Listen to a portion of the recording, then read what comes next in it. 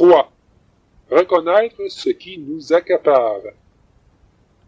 Laissez-moi d'abord vous expliquer ce thème. Supposez qu'un père demande à son fils de faire une certaine chose pour lui.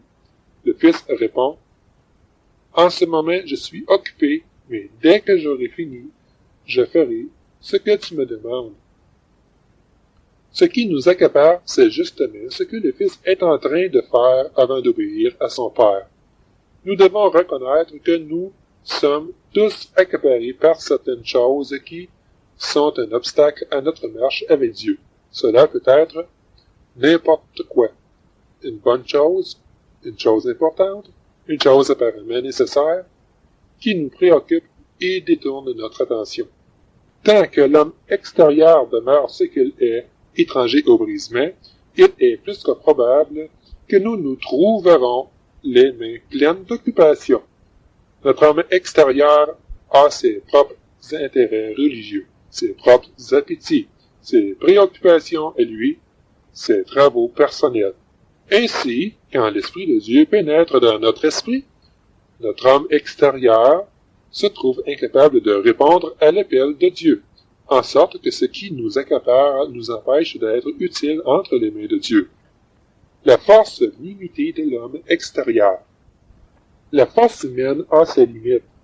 Si quelqu'un ne peut porter que 20 kilos et que vous lui demandiez d'en porter 10 de plus, il est clair que la chose lui sera impossible. L'homme est un être illimité qui ne peut pas se livrer à une activité qui dépasse une certaine mesure.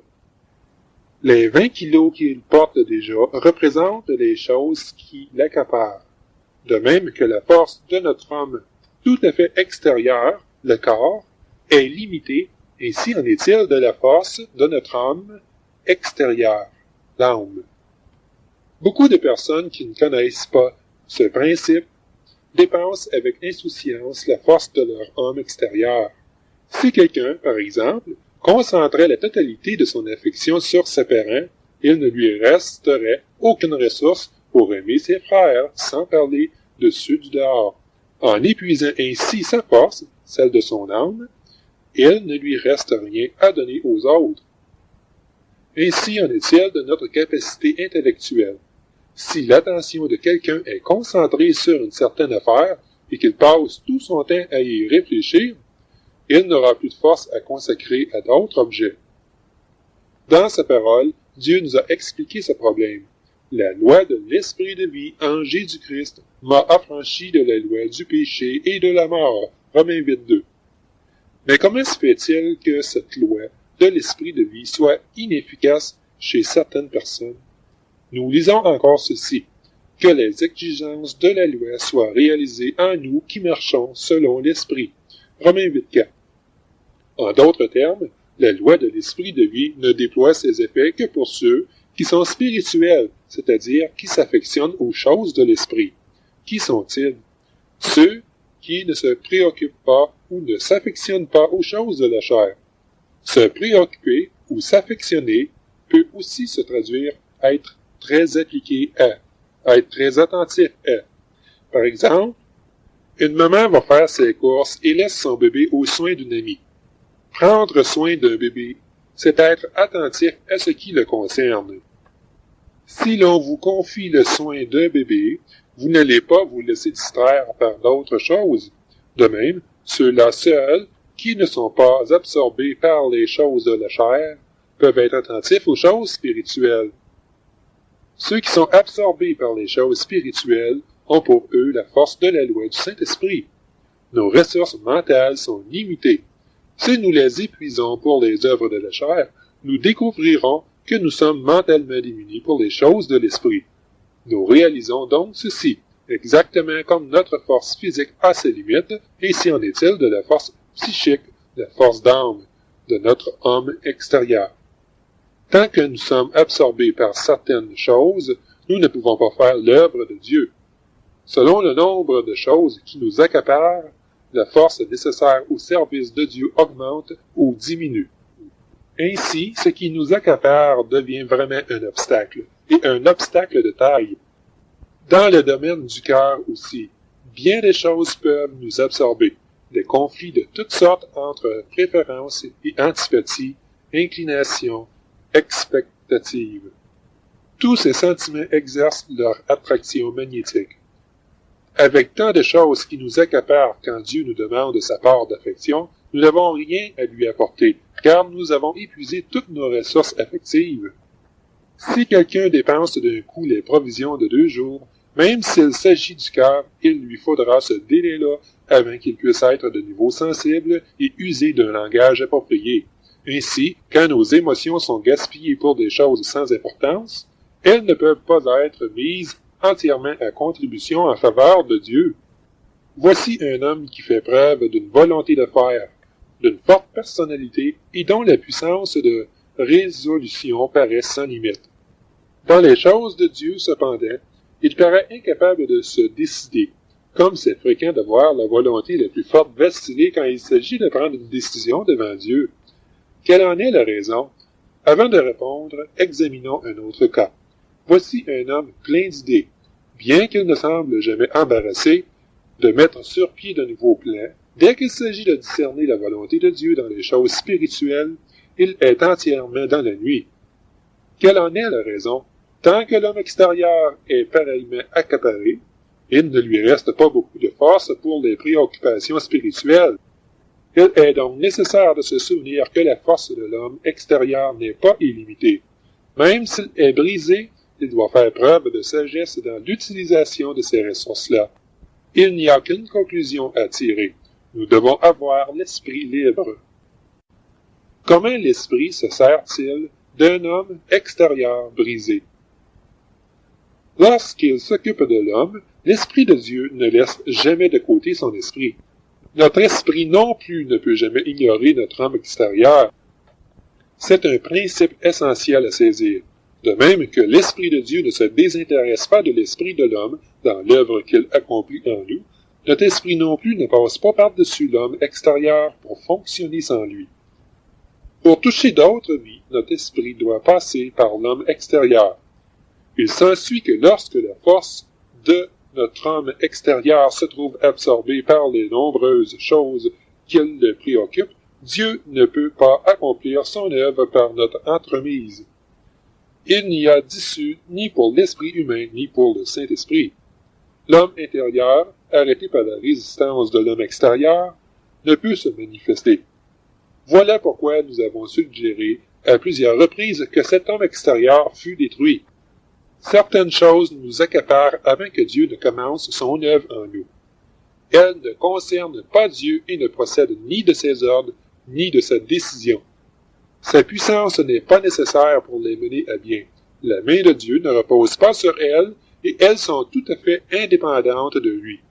Avant que votre homme extérieur ne soit brisé, vous vous occupez de vos affaires, vous suivez votre propre chemin, vous aimez les gens de votre choix. Si Dieu veut se servir de votre amour pour aimer les frères, il doit commencer par briser votre homme extérieur. Par ce brisement, cet amour que vous avez à exprimer va se trouver élargi. L'homme intérieur doit aimer, mais c'est par l'homme extérieur qu'il doit aimer. Si l'homme extérieur est préoccupé, l'homme intérieur est privé du canal dont il a besoin pour aimer. De même, quand l'homme intérieur fait appel à la volonté, il constate qu'elle fonctionne indépendamment de lui, déjà monopolisée par ce qui nous accapare. Pour briser notre volonté, Dieu doit nous frapper violemment jusqu'à ce que nous nous effondrions dans la poussière en disant « Seigneur, ce n'est pas à moi de penser à quelque chose, ce n'est pas à moi de demander quoi que ce soit, ce n'est pas à moi de prendre quelque décision que ce soit. En tout et pour tout, j'ai besoin de toi. » Il faut que notre être brisé apprenne que notre volonté ne doit pas agir dans l'indépendance. C'est alors et alors seulement qu'elle est prête à être utilisée par l'homme intérieur. Sans la collaboration de l'homme extérieur, l'homme intérieur est sérieusement handicapé.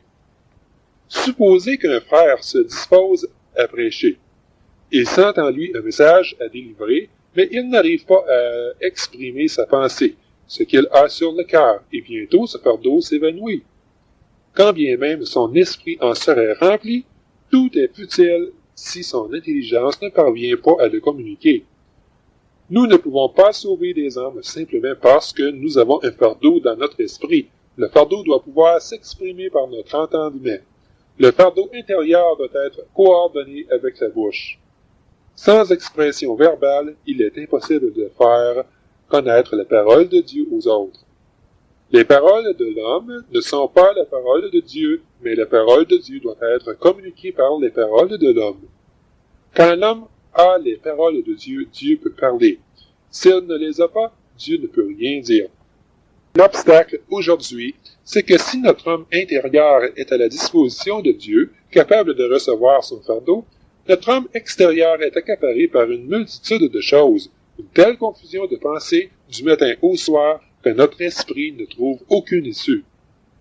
C'est pourquoi Dieu est obligé d'anéantir notre homme extérieur. Il brise notre volonté en nous enlevant les choses qui accaparent notre volonté pour prévenir toute action indépendante. Notre intelligence n'est pas annihilée, mais nos pensées ne doivent plus être selon la chair, obéissant au vagabondage de notre imagination. Quant à nos sentiments, ce n'est pas que nous devions manquer de cœur, mais toutes nos émotions doivent rester sous le contrôle de l'homme intérieur et être contenues par lui. C'est cela qui confère à l'homme intérieur une volonté, une intelligence et des sentiments que Dieu peut utiliser. Il veut que notre esprit se serve de notre homme extérieur pour aimer, pour penser et pour décider. Bien qu'il ne soit pas dans sa pensée d'annihiler cet homme extérieur, nous devons subir un traitement de base qui est le brisement, pour peu que nous aspirions à un service efficace. Tant qu'il n'en est pas ainsi, l'homme intérieur et l'homme extérieur sont en conflit, agissant toujours indépendamment l'un de l'autre. Une fois que nous sommes brisés, l'homme extérieur est placé sous le contrôle de l'homme intérieur, unifiant ainsi notre personnalité, en sorte que l'homme extérieur, disloqué, peut être un conduit pour l'homme intérieur. Il nous faut reconnaître ici qu'une personne qui n'est pas sauvée peut très bien être caractérisée par cette unification de la personnalité. Mais dans ce cas, c'est l'homme intérieur qui est sous le contrôle de l'homme extérieur. Bien que l'esprit humain existe, il est tellement combattu par l'homme extérieur qu'il ne peut, même dans le cas le plus favorable, que faire entendre quelques protestations de la conscience. L'homme intérieur est absolument dominé par l'homme extérieur. Cependant, quand quelqu'un est sauvé, Dieu veut qu'il fasse l'expérience d'un renversement de cet état de choses. Autant l'homme extérieur tenait l'homme intérieur sous sa coupe, avant que la personne ne fût sauvée, autant maintenant son homme intérieur doit exercer un empire absolu sur l'homme extérieur. La bicyclette peut nous fournir une illustration de ce principe. En terrain plat, nous pédalons et la bicyclette file le long de la route. Mais, à sa descente, les roues tournent d'elles-mêmes et sans que nous pédalions, la route a l'air de nous inviter à aller vite. D'une manière analogue, quand notre homme intérieur est fort et notre homme extérieur brisé, nous pédalons à plat et les roues vont leur chemin. Nous sommes maîtres de décider si nous allons poursuivre notre course ou nous arrêter et à quelle vitesse nous voulons rouler. Mais si notre homme extérieur est dur et n'a pas connu le brisement, c'est comme si nous avions perdu le contrôle de notre machine sur une route en pente. Si le Seigneur veut nous manifester sa miséricorde et nous faire rouler à plat en brisant notre homme extérieur de manière à ce qu'il ne puisse plus donner son avis ou prendre ses décisions indépendantes, nous pourrons alors utiliser notre esprit comme il convient. Notre personnalité doit être brisée et pas seulement enseignée. Nul n'est équipé pour l'œuvre de Dieu simplement parce qu'il a reçu quelques enseignements. La question fondamentale est toujours celle-ci. Quelle espèce d'homme est-il? Un homme dont les fonctions intérieures ne sont pas correctes, mais dont l'enseignement est juste, peut-il répondre aux besoins de l'Église? La leçon fondamentale à apprendre, c'est d'être transformé en instrument approprié à l'usage que le Maître veut en faire. Cette transformation ne peut s'accomplir que par le brisement de l'homme extérieur. Dieu est à l'œuvre dans notre vie sans jamais s'interrompre. De longues années de souffrance, d'épreuves, d'obstacles, C'est sa main cherchant de jour en jour à réaliser en nous son œuvre de brisement. Ne voyez-vous pas ce que Dieu est en train de faire par cette succession ininterrompue de difficultés? Sinon, vous devriez le lui demander. Ô Dieu, ouvre mes yeux pour que je puisse voir ta main. Que de fois les yeux d'une ânesse sont plus perçants que ceux d'un prétendu prophète. L'ânesse avait déjà vu l'ange du Seigneur, alors que son maître ne l'avait pas encore aperçu. L'ânesse reconnut que c'était la main de Dieu qui fermait le passage, mais le prétendu prophète n'y a rien vu. Nous devrions savoir que le brisement est le chemin de Dieu pour notre vie. Il y a des chrétiens qui s'imaginent encore, triste constatation, que s'ils pouvaient absorber davantage d'enseignements, accumuler davantage de données pour leur prédication, assimiler davantage de connaissances bibliques, ils seraient des serviteurs de Dieu plus qualifiés. C'est absolument faux. La main de Dieu est sur vous pour vous briser, non pas selon votre volonté, mais selon la sienne, non pas selon vos pensées, mais selon les siennes, non pas selon votre décision, mais selon la sienne. La difficulté pour nous, c'est que, lorsque Dieu nous résiste, nous jetons le blâme sur les autres. Nous réagissons comme ce prophète qui, incapable de voir la main de Dieu, blâme son ânesse parce qu'elle refuse de bouger. Tout ce qui nous arrive est déterminé par Dieu. Pour le chrétien, rien n'est accidentel. Nous devrions demander à Dieu de nous ouvrir les yeux pour que nous puissions reconnaître que c'est lui qui nous frappe dans ce qui nous arrive et dans tous les domaines de la vie. Un beau jour, quand il nous est devenu possible par la grâce de Dieu d'accepter la façon dont il dispose des choses autour de nous, notre esprit se trouve libéré et prêt à fonctionner. Une loi qui n'est pas affectée par la prière. L'œuvre de Dieu en nous obéit à une loi immuable. Il poursuit inlassablement un but précis qui est de nous briser afin de libérer notre esprit pour qu'il fonctionne librement. Nous devons comprendre qu'il n'est ni prière, ni supplication, ni promesse qui puisse mettre ce dessein en veilleuse ou le modifier. Il est conforme à sa loi d'effectuer en nous un brisement et une libération. Toutes nos prières ne changeront rien à cette loi. Si vous mettez de propos libérer votre main dans le feu, la prière pourra-t-elle soulager la douleur, à moins de miracle?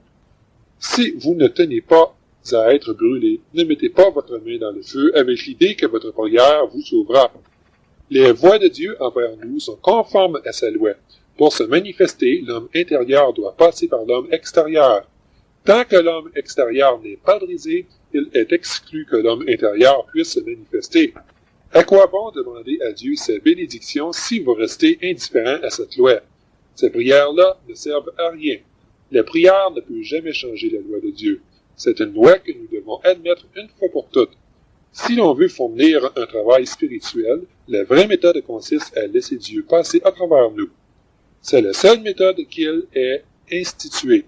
Chez celui qui n'est pas brisé, l'Évangile est bloqué. Il ne trouve pas, dans notre vie, aucun passage pour se répandre au dehors. Courbons-nous donc entièrement devant Dieu. Obéir à sa loi a plus de valeur que beaucoup de prières. Il vaut bien mieux cesser de prier et faire cette confession. Ô Dieu, je me prosterne devant toi. Oui, bien souvent, en demandant à Dieu des bénédictions, nous dressons des barrières entre lui et nous. Nous avons soif de bénédiction, mais il semble que nous ne trouvions que la miséricorde de Dieu. Si seulement nous cherchions à être éclairés, apprenant à nous plier sous sa main et à obéir à sa loi, nous constaterions que le résultat serait précisément la bénédiction après laquelle nous soupirions.